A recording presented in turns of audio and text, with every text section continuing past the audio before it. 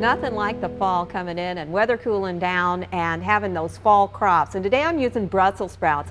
Now a lot of people aren't real fond of Brussels sprouts, but I'm going to show you a way. It's called sweet Brussels sprouts, and they aren't really sweet, but they do have some sweeter ingredients. What I'm doing here is getting them ready. Now you'll notice that there are often, like some of these have some yellow leaves around the outside. What we want to do is just cut off the base enough that we can peel some of those outer leaves off and get down. You also want to squeeze the Brussels sprout a little bit and make sure that it's not real soft inside.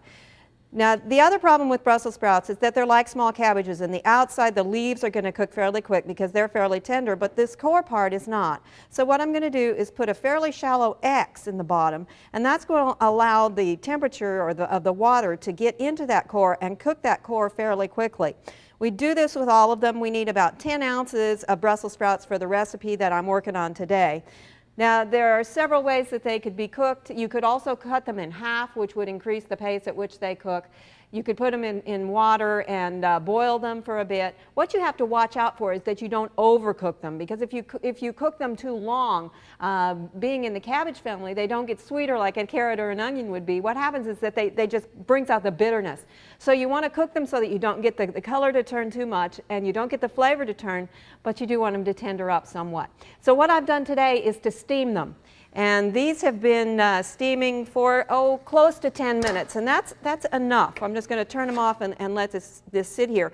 What's happening is that when the color changes, what happens when they're sitting in boiling water is that the acids in the vegetable come out and they surround the vegetable and make that boiling water acidic, and the chlorophyll in the vegetable is then changed by that acid, and so you get that color change, and it can be fairly pronounced in the time it takes for these to get tender.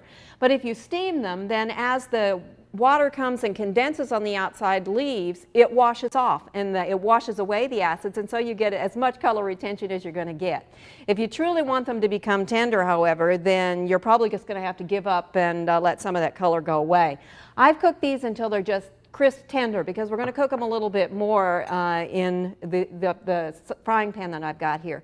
What I have here are 2 teaspoons of olive oil, and to that I'm adding a couple of small shallots that I've sliced fairly thinly. I'm going to turn this down just a little bit. I don't want this to get too dark. We're just going to let that cook just a little bit so we get the shallots to tenderize. Now shallots, if you haven't grown your own, can be fairly expensive, and they can also be a little bit harder to find. So if shallots are hard for you to come by, what I'd recommend is just 1 small onion.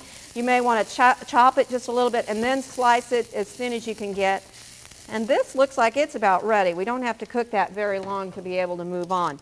Now if you've cooked your Brussels sprouts in regular water, you want to drain them well. I've cooked them in a steamer basket here, and so if I can just grab that over, I'm going to empty that in there.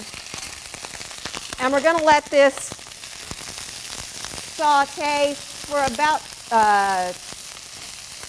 we really don't have to let it go too long, just enough to kind of stir everything together and get it a little bit coated. And then what I'm going to add to it is about 1/2 cup of reduced sodium, fat-free broth.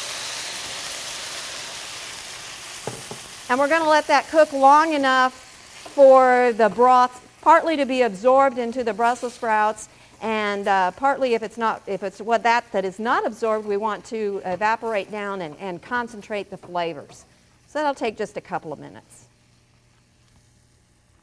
As you can see, we've got most of the juices concentrated down. We'll scoop up a little bit here. There should be about 4 servings here.